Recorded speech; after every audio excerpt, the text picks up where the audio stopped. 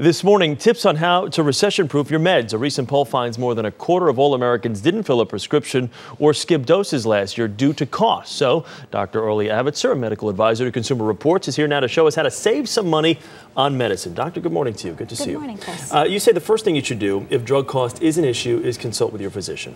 Absolutely. Your physician may be able to tell you which medications you may remove.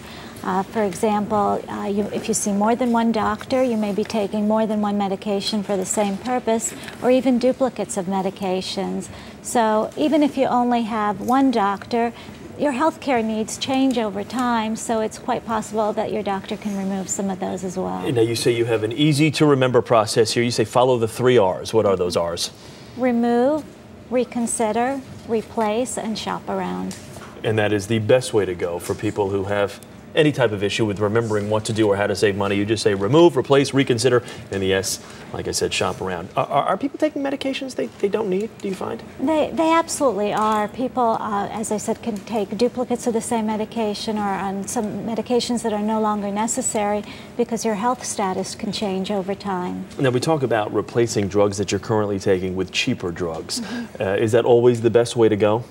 It is. Generics are just as effective and far less expensive than their equivalent brand name drugs. Let's give a couple of examples here. Some generics, like you said, are a good way to save. And let's take a look at a local pharmacy that has Valium that would cost normally $98, but the generic form is only $13. For the statin drug Zocor, $103. The generic form, only $27. It's quite a steep savings there. Is that common with most drugs across the board, or are these just some examples that we picked out No, here? that's extremely common. The savings can be quite astronomical, so it's always good to consider a generic and speak to your doctor about it. But as far as the result, I think some people get a little scared, a little skittish when they see generics. It's like with aspirin or anything that you buy at the pharmacy. Are they as good, as potent? They're absolutely as good. They're the equivalent drug, and they are every bit as effective as the brand name drug. Now, one of the things you talk about is your third R, which was reconsider on your drug list. What exactly does that mean, if I could just kind of skip back a second? Sure.